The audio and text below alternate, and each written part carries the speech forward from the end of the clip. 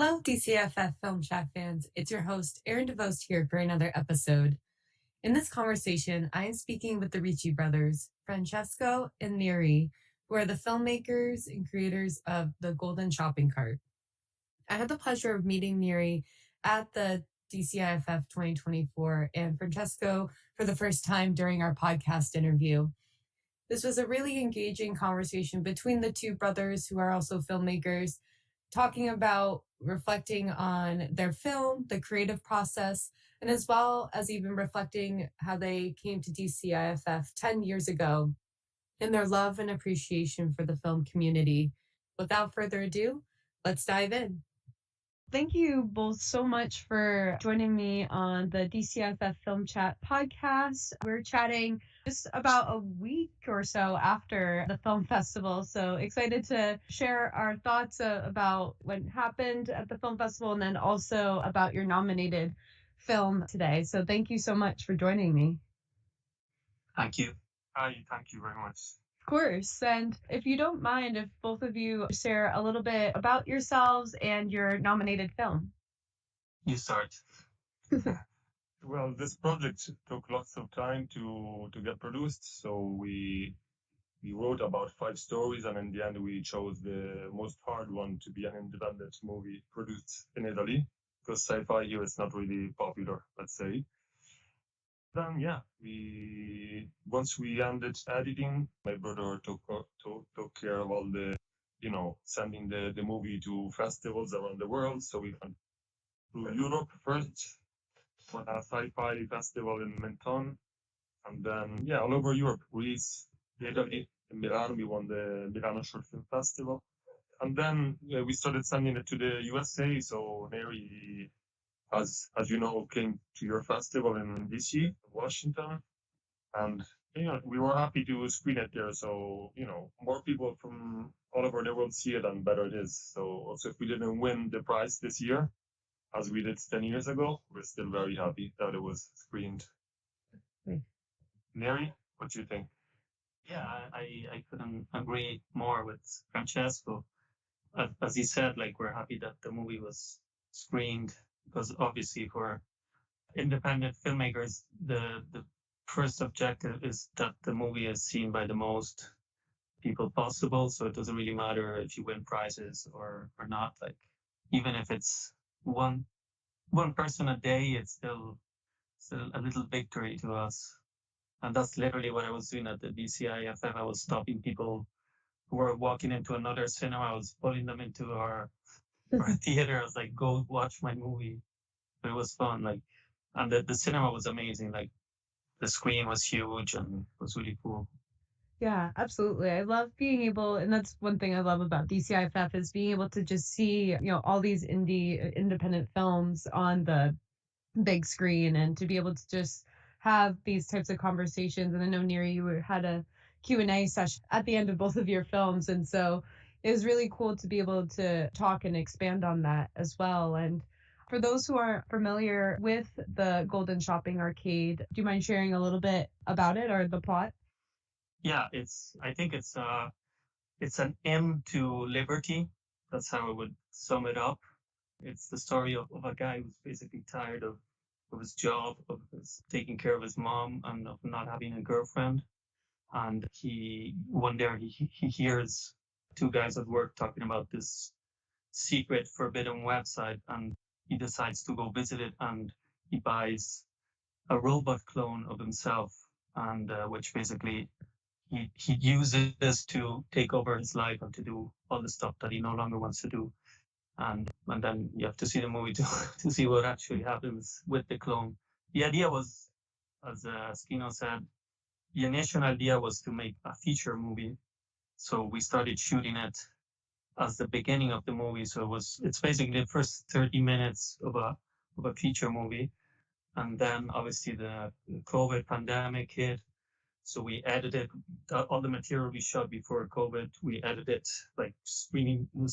Francesco was sharing his screen from his house. I was watching his screen, and then we did a bit of that. And then after the pandemic, we went to an editor. And by the time we were finished, I guess we were kind of sick of the whole process. So we kind of took a break from the movie, and then we decided to make.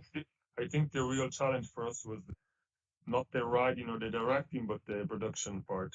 Because when you deal with a budget and it's really tight, you really have to be, good at asking favors to people, for locations.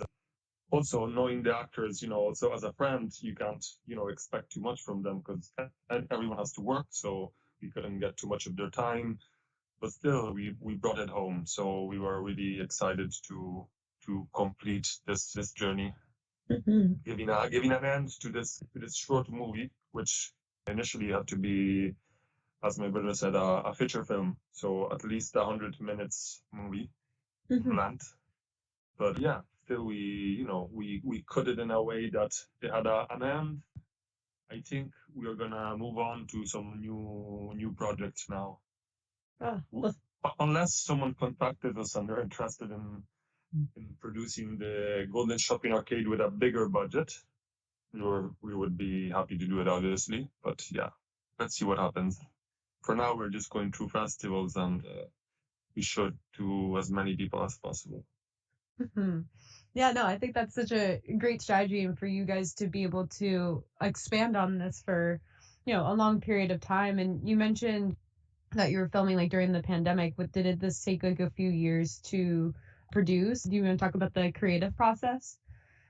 Yeah, I mean, basically, as I told you, it was like when you say independent in the States, I think it's different from when you say it in Europe, because we were really tight with the budget. So we spent 15K to produce actually the whole movie. So we had lots of actors, lots of locations, director of photography, all the equipment, all the roles that you need. So, but often people got maybe other jobs, other gigs, so they dropped us. We had to find someone else. So it was really a learning process, and we learned also by many mistakes we did, but we reshot many scenes of the clone getting out of the box because we wanted to be, perfect. And also, shooting all the point of view of the clone when the main character sees the point of view of the clone in the computer from his house. That was really hard to do because you have to shoot the point of view of the clone looking at the person. Yeah. Then you have to put it in the computer, put the actor there. Then you have to actually shoot the scene of the clone there in the location. So I think we were good, but we were also lucky in certain cases. Yeah. Oh, definitely. And would you have, which kind of reminds me or thinks of me to ask, like, would you ever consider having a clone of your own? Yeah, I need more than one. More than one. I feel that, especially with all the different things we have to do. So I can create my team built by myself, replicated forever. There you go. Just kidding. It's important to have the energy over the crew, and also, fight and argue, and you have to go through it. It's a everyday fight. Also, I think it's when you see a movie, it's very artistic, but all the work that is behind it is very dirty in a way. Pass me the word, so you really have to deal with many problems that come up at the last moment, day by day, and you never have to give up, basically, with your mind. Oh yeah, definitely. Yeah, we weren't lucky because when we started shooting the movie, because the idea was we're gonna start it with our budget. If we find the money to produce it, we're gonna reshoot everything on bigger budget. If we don't find the money, we're just gonna finish it the same way. So we chose as locations Skino's, Francesco's studio at the time. We chose the hospital was like this abandoned former industry. I don't know what they were making, like medicines there. And our aunt's apartment, which was at the time was empty for the main actor's mother's house. And then after the pandemic, Skino lost the studio because obviously of the economical crisis. Our aunt also lost her house. So basically we lost all the locations that we thought were secured to finish the movie. So that's another reason we probably would never be able to finish it anyway, even if we wanted to. Yeah. No, I mean, like the fact that there's so many different, layers and aspects to it. And as Francesco was saying, like about, the fact of being able, or the example that you gave of like being able to like shoot the clone or, the person, then put it in the computer, and then like there's so many layers to it. So I can definitely see that. Yeah, and I mean, we obviously didn't have all the roles, working on. We have to take care kind of everything, also from, I mean, everyone did their job, but still we basically went to the shop to choose the coats of the punks that, attack him on the street, or we had to, choose the makeup, we had to get into also the scenography, the logo. We had to, Neri physically stuck all the posters on the walls on the street when he gets attacked. Just to tell you that in the end, we weren't just the director and the screenwriter, but we basically did everything with the help of people. But we had to really get into each sector of the production and, do at least 50% of the job. Yeah. Of each one of them. So that was really the. And we had like 4 or 5 different makeup artists, because each time we found one, she either got another job or one got run over by a car, let's say, coming back from set. Or the director of photography dropped us for a Gucci campaign, so the electrician guy did the lights that day, for example. Many crazy things happened, but we went for it. The main actor cut his hair, and we had to shoot a scene that was exactly a second after when he had longer hair. But in the end, you don't notice with the editing. So yeah, there's lots of little things that when you have a big budget, you don't have to think about as a director. And in the end, choosing the frame where to put the actors, position them, was the last thing, which was almost the easiest compared to all the energy we had to put in the rest. So basically, I think I learned that on my next project, I'm not going to do production and directing together, because then you don't have the time to have all that creativity to choose, to make, weird angles, or you don't have the time. It's too much work for one person, let's say, if it's an indie movie. So next time I'll do either production or direct. Yeah, it's going to be one of my questions too. It sounds like the both of you and, your crew too had to wear multiple hats. And I was going to ask, like, which would be your favorite hat that you wanted to wear? So it sounds like it's more of like the directing side, or. Yeah, I mean, I think me and Neri feel like one, in the end, he signed as a screenwriter and I signed as a director, but it's a Ricci Brothers movie. So, yeah, the important is that we grew up watching movies, so we're so passionate about it. All the work we do that is not cinematography is just to, get time and plan the next movie we want to make. So it took us a little while to do the second one, because almost 10 years passed by. But yeah, we will see. We will see what happens. Yeah. No, that's exciting to be able that you're working on the next project. Is that, I think you mentioned that you if Golden Shopping Arcade like was to like move forward to create that into a bigger feature. What other projects are you working on? Is it more sci-fi related? It's related to voodoo. Oh, voodoo. Oh, wow. So kind of like horror thriller type of vibe, or? Maybe Neri can say something more about it. No, the thing is, as Francesco said, we threw down like 5 short stories to develop, and we picked Golden Shopping Arcade in the end. I think I'm more attracted to like sci-fi, horror, fantasy movies. Kino is more, I think, also because he's a photographer and he mostly does fashion and portraits. He's probably more attracted to like dramatic, more artistic movies. So the idea for me would be to mix the two things and get a really cool looking trailer, like stylish trailer. But as he said, like usually those films are super expensive to shoot. So it's easier to just shoot like a drama with a Gus Van Sant camera, So I think it's going to be a fight about that. Like I'm going to push one side, he's going to push the other, and then the end is probably going to be somewhere in the middle, I'm guessing. Yeah. No, that's so cool to be able to, both of you have such like contrasting ideas, but they really mesh well together. And is this your first film that you both have worked on together, or? No, we have another short which won the DCIFF Oh, sorry, that's what I in 2014.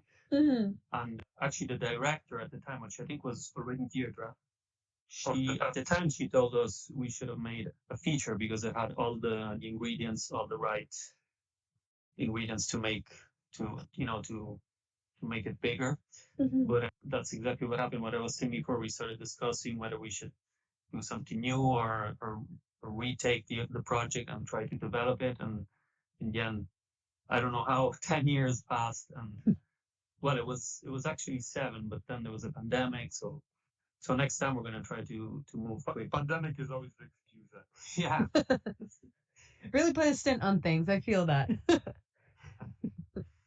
Oh. But life is all about, so and also we are very independent because we don't want to maybe deal with bureaucracy, which is maybe our biggest mistake. But yeah, we write like if we have unlimited budget, and then after we deal with it. Yeah, I was gonna say it's kind of like a brain dump, like put everything out there on the table and then see what you can work with in that way. Exactly. Oh, I love that, and I like how our conversation is going, and how we've talked a lot about your creative process and also both of your thoughts on the different types of genres that you're working on, and to expand a little bit more into that, and knowing both of you have been working on films for quite some time now, how do you feel the industry has shifted over recent years, whether it's like the past like 10 years since you last worked on that film together, or how do you see the evolution of it going forward? Of the cinematography in general, or Yeah, it could be cinematography or in the film industry itself.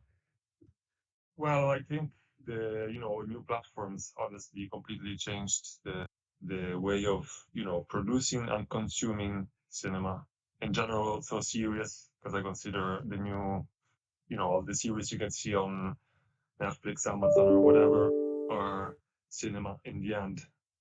And I don't know, I think also it's very consumable very quickly, that kind of production. Also, if maybe they have bigger budget than us, because as I said, we always worked as indie directors and producers. Mm-hmm. So yeah, I mean it's evolving. It's evolving, and I mean it's the idea is to grow. That's the plan. We have to grow, and we have to we're aiming to do a feature film, which we never did. Yeah, and to me, like the fact that now there's all these platforms that need content, like they're literally looking for content because they're basically like fighting with each other to always be like competitive, especially in Italy where the Italian movie industry is very huge. There's like 3 or 4 actors that you see in every single movie. There's not a real star system, so you don't really see many movies, especially like sci-fi or genre. It's mostly like comedies who are trying to copy the French style cinema, like those romantic comedies. To me, like this is a huge opportunity now because obviously you starting to have a lot of genre movies, a lot of crime, especially from Italy. Like it's mostly like crime movies about mafia or gangs, stuff like that. And so to me, I feel like this is a good moment to try to make a trailer or something like that. But yeah, as I said, I have to convince my brother and find the money. That's really great to be able to have that optimism and always like think of what is next. So this has been awesome, and I'm so glad that you guys were able to join me today. Was there anything that I didn't ask that you wanted to share on the podcast? I don't think so. I know we covered a range of topics, so cool. On my side, I'd just like to thank again everyone in Washington, you of course, and Deirdre, Maria, and everyone I met, and I hope we can come back again like sooner than last time. And I just wish everyone good luck, and all the filmmakers I met who were really cool, and it was great. Thanks a lot. Yeah, absolutely. Thanks. Of course. for having us. Yeah, no, absolutely. I hope we stay in touch and continue to follow your journeys as well. And I hope it's sooner than 10 years too that I'll be seeing you too. And so that also reminds me to ask, how can we find and follow you on your journey? Instagram page, which is Golden Shopping Arcade. And then we both have our own personal pages on Instagram, I guess, for now. Yeah, my name on Instagram is Skino Ricci, Skino Ricci, which is the brother of Francesco, My brother Neri, I don't think he's public anyway, so. Not much to see. and you can see some of my photography too, as Neri told, I'm a photographer. So. Oh, Quinta Studio, that's the production, right? QuintaStudio.com. We also have a production page, which is Quinta Studio, yeah. Perfect. Yeah, I'll certainly put this in the show notes too, so everyone can follow along and be able to check that out. Thanks a lot. Thanks. Awesome. Great. Thanks, Erin. Yeah, thank you both. This podcast is brought to you by the DCIFF supporters. We could not be here without all of you to be sharing this amazing outlet with filmmakers from around the world. If you are interested in supporting DCIFF, head on over to our website through the link description in the bio of this episode, or you can go right to the website, which is DCIFF-INDIE.org, to connect with us and learn more about our Future of Film programs, our festival, and also more educational opportunities in what we do with our high school students, community, and beyond. We look forward to your support.